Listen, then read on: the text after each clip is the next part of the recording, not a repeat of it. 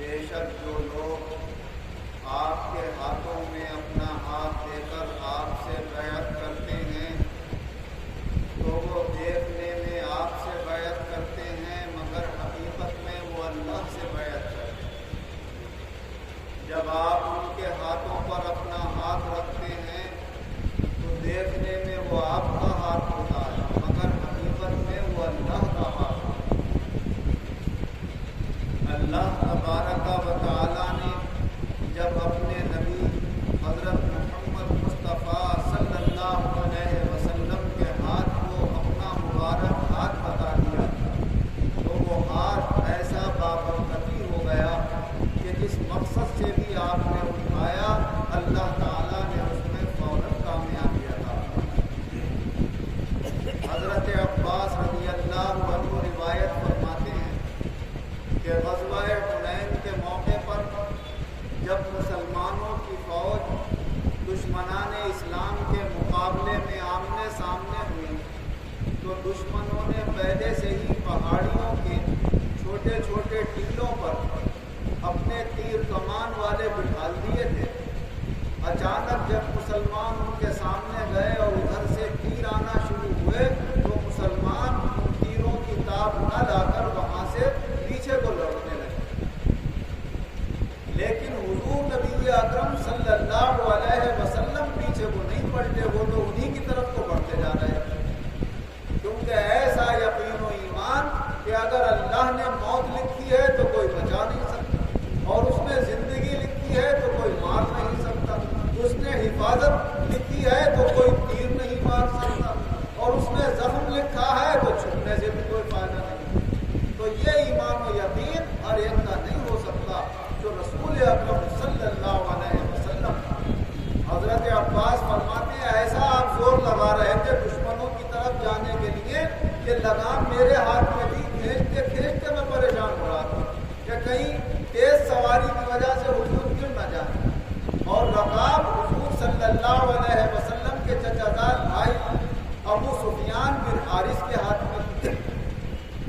پھر حضور نبی اکرم صلی اللہ علیہ وسلم نے ارشاد فرمایا اے عباس اصحاب سمرہ کو آواز دو۔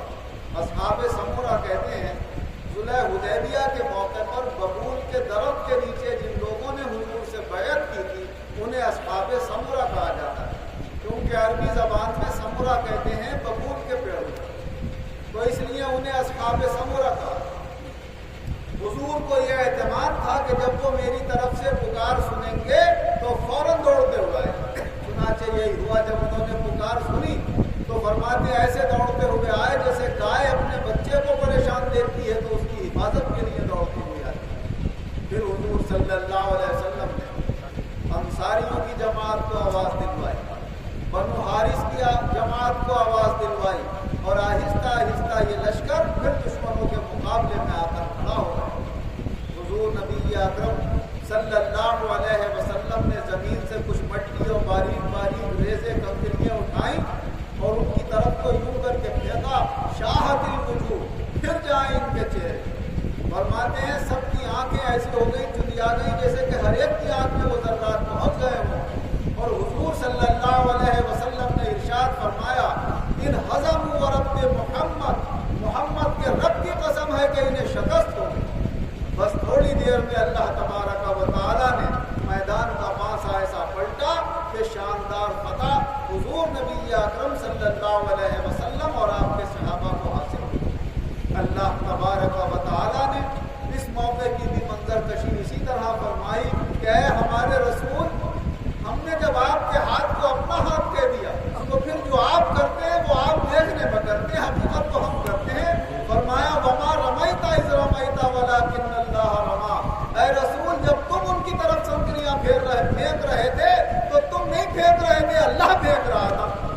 تو اللہ جو ارادہ کر لیتا ہے وہ چیز ہو کر رہتی ہے۔ حضرت ابو اسحاق فرماتے ہیں کہ کسی نے حضرت برا بن عازب رضی اللہ عنہ سے کہا کہ ہم نے سنا ہے غزوہ حنین کے موقع پر تم لوگ پیٹ پھیر کر بھاگنے لگے۔ فرماتے ہیں قسم خدا کی اللہ کے رسول پیٹ پھیر کر نہیں بھاگے، یعنی ہم بھاگے ہوں تو بھاگے ہوں، مگر اللہ کے رسول کی شان یہ تھی کہ فرمایا آگے کو بڑھتے جاتے تھے اور فرماتے تھے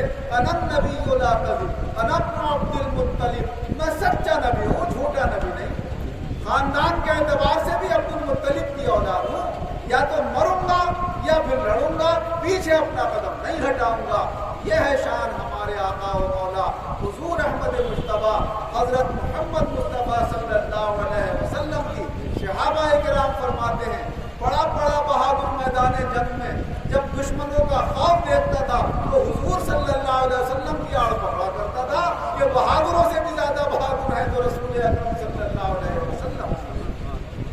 ایسا ہی ہوا مدینہ منورہ میں ایک مرتبہ شور مچا. صحابہ یہ سمجھے کہ شاہ غسان نے حملے کا اعلان کیا تھا, وہ شاید فوج لے کے آ گئے. سارے لوگ اپنے گھروں سے باہر نکل آئے. کیا ہوا کیا ہوا کیا ہوا؟ دیکھا کہ مدینے کے باہر سے حضور صلی اللہ علیہ وسلم گھوڑے کی ننگی پشت پر سوار تشریف لیے چلے آ رہے ہیں. فرمایا میں نے تم سے پہلے ہی آواز سن لی, میں تو اکیلا ہی چلا گیا اس آواز کی طرف. میں نے سب طرف گھوم کر دیکھ لیا, کوئی گھبرانے کی بات نہیں, آرام سے لیٹو اپنے اپنے. تو آپ تنہا اللہ پر بھروسہ کرتے ہوئے ہر طرف کو نکل جاتے تھے اور کسی بات کی پرواہ نہیں کرتے تھے. حضور صلی اللہ علیہ وسلم کے بارے میں صحابہ کا یہی فرمان ہے. فرمایا سب سے زیادہ اگر بہادر ہیں تو رسول اکرم صلی اللہ علیہ وسلم, سب سے زیادہ حسین و خوبصورت ہیں تو رسول اکرم صلی اللہ علیہ وسلم, سب سے زیادہ سخی ہیں تو رسول اکرم صلی اللہ علیہ وسلم. فرمایا جب بھی کسی نے کچھ مانگا حضور نے یہ نہیں فرمایا کہ نہیں دوں گا, جو ہوا فوراً عطا فرما دیا, اور اگر نہیں ہوا تو دینے کا وعدہ کر لیا کہ جب آئے گا ہمارے پاس مال تو ہم تمہیں عطا کر دیں گے. کبھی آپ نے لا نہیں کہا کسی بات کے اوپر. اور فرمایا جب رمضان کا مہینہ آتا تھا تو پھر تو آپ کی سخاوت ایسی ہو جاتی تھی کہ ہوا کی بھی سخاوت کیا ہوگی, کیونکہ ہوا کی سخاوت سے ہر نفس ہر جاندار چیز فائدہ اٹھاتی ہے. کائنات کی کوئی بھی جاندار چیز بغیر ہوا کی زندہ رہ نہیں سکتی. تو اس کی کتنی بڑی سخاوت ہے کہ ہر ایک کو اس کا فیض پہنچتا ہے. فرمایا اس سے بھی زیادہ فیضان رسول اکرم صلی اللہ علیہ وسلم کا رمضان میں جاری ہوتا تھا, اور آپ کے فیض سے ہر ایک فیضیہ ہوتا. اللہ تبارک و تعالی ہمیں اس عظمت و شان والے اپنے رسول پر پکا یقین و ایمان قائم رکھنے کی توفیق عطا فرمائے, اور اللہ ان کی سچی عقیدت و محبت ہمارے دلوں میں دنیا میں بھی قائم رکھے اور آخرت میں بھی قائم رکھے.